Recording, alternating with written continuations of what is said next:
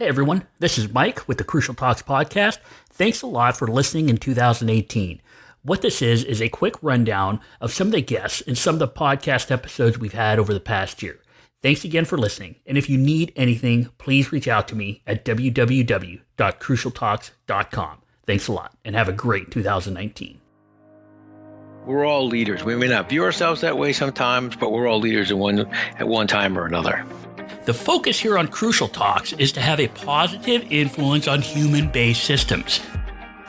You know, as humans, we are social beings, and I don't know of any way we can achieve our potential without learning how we've done and figuring out how to get better.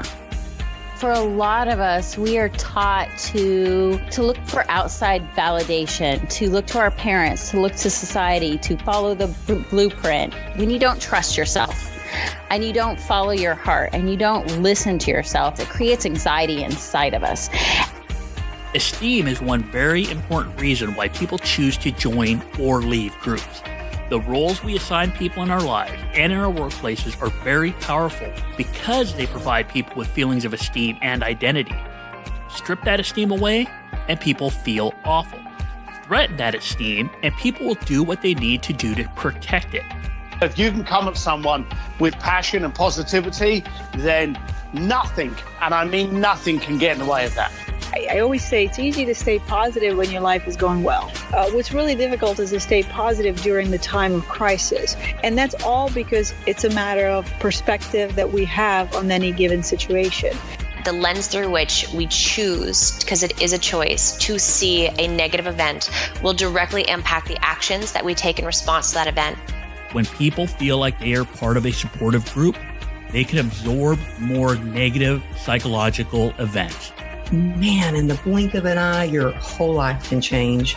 And now I thought, how am I going to do my job?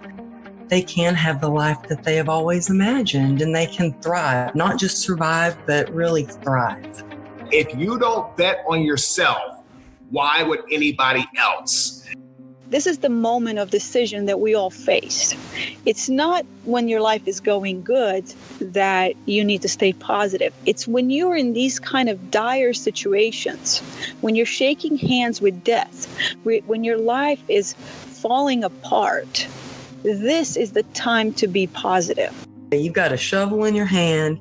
You can lean on it and pray for a hole, or you can start digging. We need to change our lens. We need to change our mindset. Our mindsets need to change into something positive. In other words, we need to see a brighter future ahead and that there is something good that we can find that can help us improve. I noticed that a lot of people are actually scared of being scared and also of being laughed at. Anytime I'm going to do anything, I go in there with the mentality that it's already done. We're just going through the little dance at the beginning. Every time you delay and you wait in accomplishing your vision, that's another second you have to work twice as hard, 3 times as hard to make up the time that you lost. Isn't it amazing how we can just switch and empower ourselves a little bit more just by saying we have the choice? We think that this is a sprint. We try to microwave our success. It doesn't happen that way. It's about the growth, and it's about you always growing and learning. What we construct with each other through story can lead us to that outcome. You have to grab people's attention, but then you have to keep it. I see other human beings as an opportunity for me to learn and grow. You know, you can put some of the world's best people in the room, but if you don't give them a purpose, they're just going to sit there. Legacy is this concept of, do you leave things a little better than you found them? Are people better because of their time with you? Finding good team players that are willing to support, nurture, and challenge you is probably one of the biggest problems you'll ever have in business. I'm a great believer in a tight, strong, nurturing, challenging circle. People want to feel that they're in an environment where they can really trust each other and feel safe. The groups people belong to drive how they experience life. When you have a team, when you have a culture that is able to quickly identify risk, assess its material impact on the organization, and respond in a way that fosters increased trust and credibility in the brand, then you can weather any storm that comes your way. When you bring a group of people together where they're all bringing their full capacity, their full creativity, critical thinking, and knowledge to bear on something, that we're unstoppable as a species. Truly caring about people on your team creates an in-group relationship where people will watch out for each other. You have to identify your inner circle. Who can help you through the transition? Leaders should be able to rely on their people to be successful and vice versa. You make sure your people feel like valued individuals and you act like an owner in all your decisions. When one looks at an interconnected perspective, I think it changes interactions, which will shift all parts of someone's life. Is employees don't experience work as a contract. They experience work more like a relationship. They want to be valued and appreciated and cared for and trusted, and they need to trust the people that they work with and work for. If we want to impact how people behave, we need to truly understand how people make decisions. What they discovered is that trust within team members is one of the biggest things. It wasn't their education background, it wasn't their experience, it wasn't their age or their years in the job. It was, do we have a group that trusts each other? What we do need to do is therefore honor the fact that as human beings, we need to relate. We create our social systems in the way we talk together, in the way we make meaning together.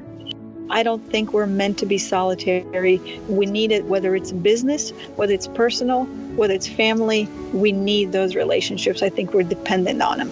The game changer, the difference maker, the difference between good and great is all about relationships.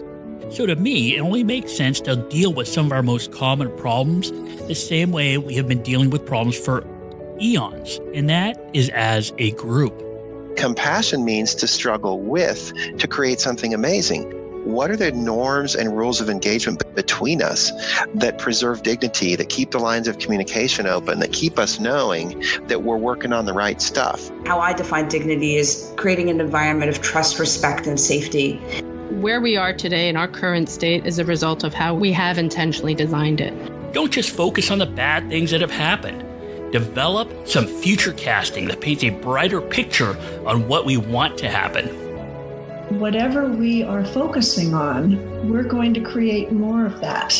If we are focused on what it is that we want, where we want to go together, and what's possible, the more we talk about that together, the more we bring that into reality. If there is someone that is displaying behaviors that you do not want them to continue to emulate, you have to be able to step in and seize the moment and direct the conversation. And a company can manage culture on the front end and leverage it as a business asset as opposed to a business liability. For me, appreciative inquiry is all about finding out what is going on right, what is possible, what might be. And that you're looking for the best in people, in teams, the organizations, and the relevant community around them. The problem that we have fundamentally is that most employers, most leaders of organizations that employ people still think of and treat work as if it is a contract with the employee. The definition of employee engagement means that an employee trusts senior leaders and they feel an emotional connection to the organization or to your brand. We need to understand and look at all of our subtle attempts at controlling other human beings. You have the ability to control how you interact, how you respond, how you deal with conflict. If we can connect through story, it allows us to take down our masks so people can see who we truly are. In order to re-engage your employees or to keep them engaged from the get-go, you need to meet their basic human needs. Functionality is critical. Just talking about it is not enough. If you have a strong learning culture, a hunger for improvement, learning, growth, then it impacts all the other things executives care about. The premise is really that our experience of life is not based on what we do for a living or what we have, our possessions. It's based on what we think. We're in an age where employee motivation has changed. They don't stick around because they get paid more money. They actually stick around because they feel like they're able to give their best contribution, they're recognized for it, and they see a path to progress. I've always believed that storytelling is our most powerful currency that we can use to reach the hearts and minds of the people that we need to lead and influence. We need to communicate, and we need to communicate in a way that touches people and impacts their feelings and emotions, because ultimately that is how they make decisions. The things that are most memorable are the things that touch our emotions. You want to tell a good story because people think in story terms. When we're telling stories, we are communicating with people at a much deeper level. The storytelling and the communication might also be happening at a non-physical, non-local level in addition to whatever we're telling each other vocally. One of the things that we have to be careful of is that we're not so locked into our own perspective. And whatever your perspective is, that is what you're going to end up having and living your life. Positivity is a matter of perspective, and perspective is a matter of choice. If we want to get beyond average in any of our human-based systems, whether it's our family, company, or community, this fact that humans make decisions based on emotion must become part of our understanding. Our emotions don't really come from just our thoughts, or what we see and hear. They're really based on our perception of what we see and hear. There is no greater ROI than a decent, healthy relationship with another human being. It's critically important that having that relationship on healthy footing is everything. We need to create a work experience for them that feels like they're in a healthy relationship. Very often in organizations, both public and private sector, one of the things that I see lacking is that, we're constantly going through so much change that we forget about that human element. We forget about, we need to take care of those basic needs of our staff. It's one of my crisis ready rules. We will never defeat emotion with logic. We cannot trump emotion with logic. We all want to feel good, and it's all about how we feel. But your thoughts have the biggest effect on how you feel. It's consciousness, and the physical world is an experience within consciousness. People have conversations in their minds and with other people, and that's the heart of how you can change a life, one conversation at a time. We have to sometimes remember that our sensory organs only show us a sliver of the actual reality. How do you make sure that your actions, your words and your actions are in alignment with who you truly are, so that the people you need to lead and influence experience you as someone who's authentic? Dignity starts with you. You cannot force the executives and leaders around you to create a workforce or a workplace and a culture of dignity. It doesn't work that way. Dignity starts with you. So you can start by bringing dignity to your own life, to your work, and to all of your relationships. We know that every organization in the world wants to grow, wants to succeed, wants to keep its doors open.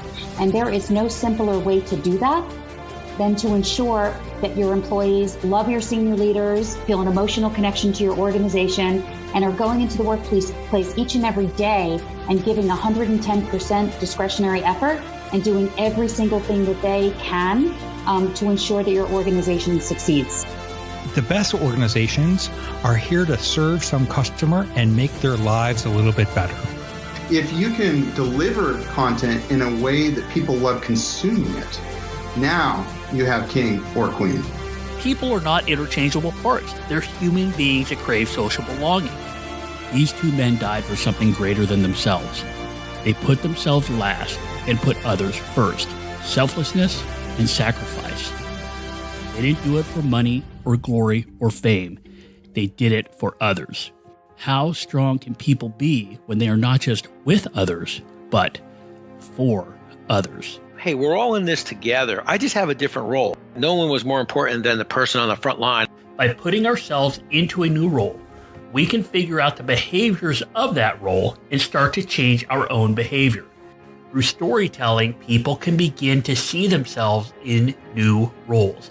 Set a vision Set a vision of what you are trying to accomplish. We don't get any more time, right? Time is the most precious thing. You need to own it. And the moment that you can own it is the moment that you can begin to affect changes in your life. Choice is our biggest fundamental power, if you will. It is our beginning power of everything. And what I mean by power is the ability to act or take action.